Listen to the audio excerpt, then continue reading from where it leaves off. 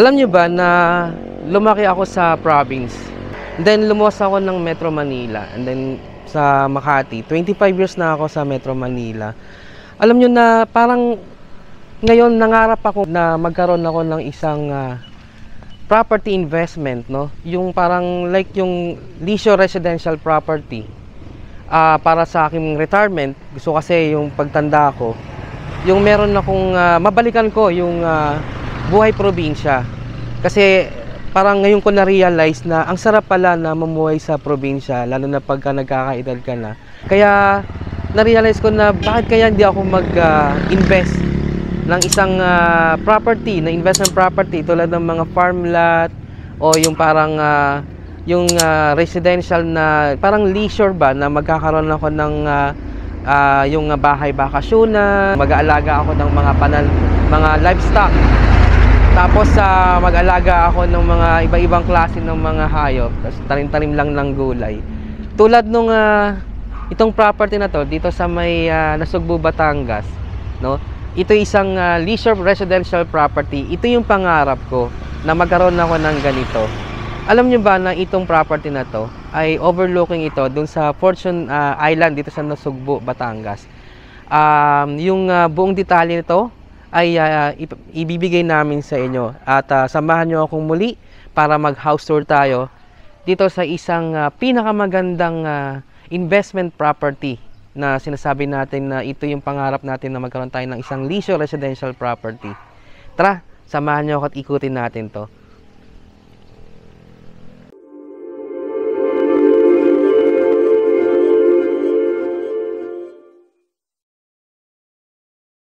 Welcome to my another house tour vlog here in Nasugbu, Batangas. Let's go!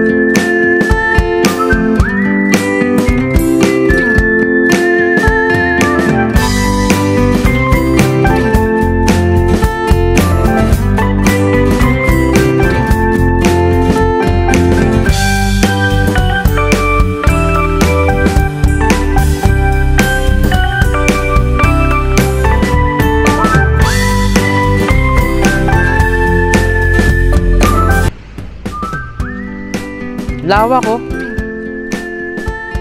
Yung frontage mo pa lang, napakaganda na. No, may space ka pa dito. Oh. Ito yung sinasabi ko, no? Ito oh. May mga chicken na dito. Actually, may mga baka doon sa likod, may mga goat. Ang ganda.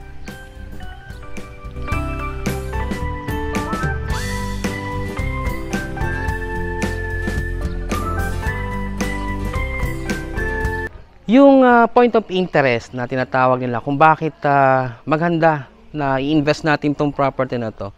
Yung property na to, overlooking ito doon sa Fortune Island, doon na Sugbo, dito sa may Nasugbo, Batangas.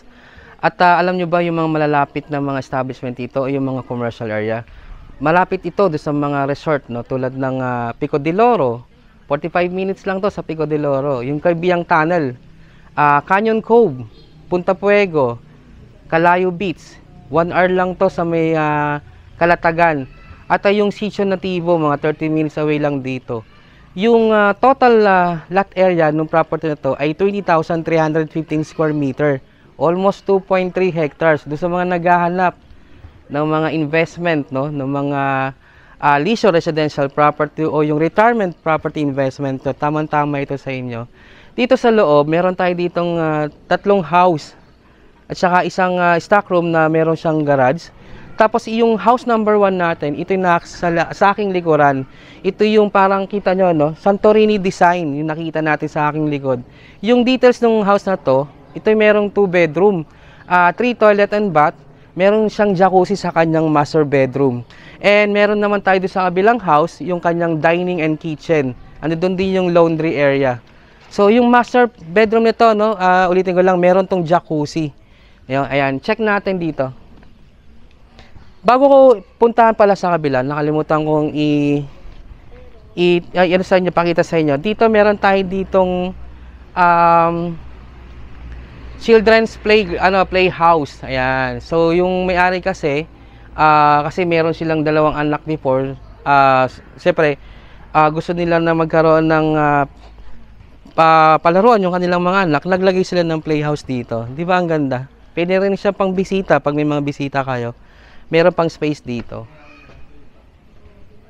Dito yung isang way natin nung pinaka second entrance. Kasi 2 yung entrance niya dito sa way na to at isa dun sa way na to.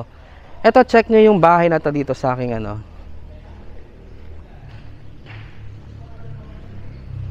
Ito yung isang house. So magkadugtong siya. Parang lighthouse kasi itong area na to eh. Check natin dito. Ito yung way doon sa isang entrance niya. And ito naman yung way papunta doon sa kabuuan ng property na 2.3 hectares. Pero bago natin puntahan yung pinakaibaba ng property, i-check muna natin yung kabilang side nitong house natin na to. Tara, tingnan natin. I-check natin yung kabilang side nitong house kung saan makikita nyo yung view nung kabuuan ng 2.3 hectares. Ito po siya. Check nyo. Yun yung pinaka-boundary niya. Yung naka-fence na yon doon sa side na yon. And ito naman yung sa side na to, yung pinaka-boundary po ng property ng 2.3 hectares. Pag ganun po siya. So, meron tayong mga gazebo dito. Dito sa baba natin, yung kanyang stockroom at saka yung isang garahe natin. And then doon sa baba, meron tayong 2 house doon, 2 improvement. Yun yung bachelor's pad na house. At saka yung isa pang house na parang octagon house ang tawag nila. So, i-check natin yung mga property na yun doon sa baba. So, ulitin ko, almost 2.3 hectares yung sukat ng buong kabuuan ng property na to na ino-offer namin dito sa may Nasugbo, Batangas. Ganda, no? Tama-tama ito kasi tulad sabi ko kanina, pag nagkakaedad tayo, gusto natin pag nag-retire tayo, magkaroon tayo ng ganitong investment. Pwede tayo magtanim-tanim dito, mag-alaga ng mga livestock. Ang ganda, no? Ito yung isang entrance natin. Pagpasok mo, ito na yung house. Tapos dito yung kabuuan ng almost 2.3 hectares. check natin kung gaano kaganda at kalawak itong property na ito. Tara.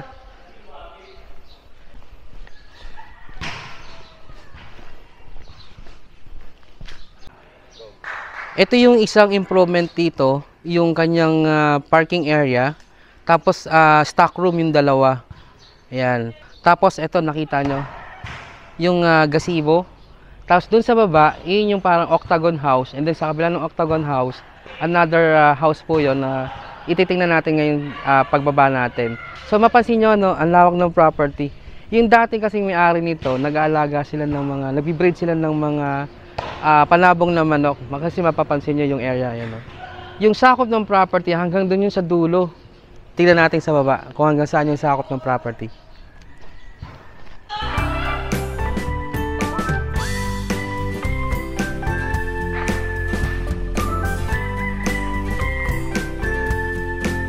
Ito yung part ng property.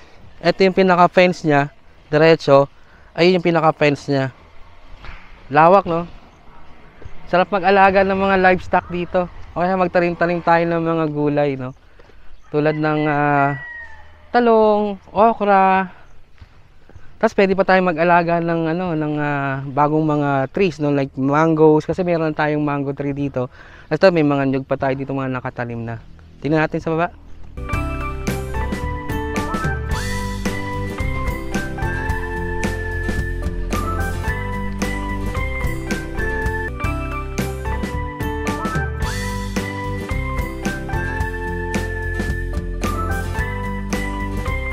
Tingnan nyo po, meron na siyang alagang baka doon sa side na yon. Tapos ito yung mga dating breeding ng mga panabong na manok sa area. Ito yung octagon na house. Tingnan natin. Naka-cement na yung kanyang access, yung pinaka-access road niya. Naka-cementado na. Ito yung pinaka-fence niya, naka-barbed wire na siya. Ito sa kabila, ang ganda ng side. Ayan, kung gusto niyo pa mas malaki, kasi itong kabila, ino-offer din natin yung kabila ngayon. Ito, meron tayo ditong mango tree. Ayun yung pinaka-fence niya, ang lapad, oh. Lawak, no?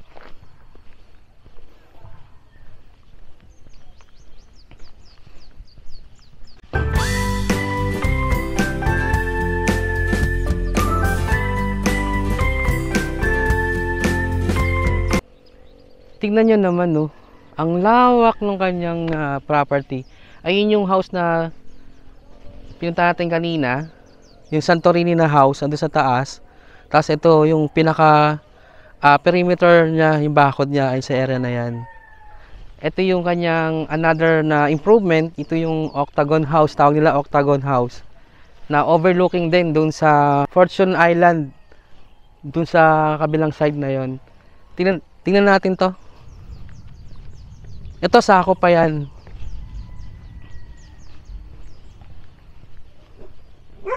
Ito yung ating house na octagon design. Meron din tong one toilet and bath. At saka meron siyang dining and kitchen.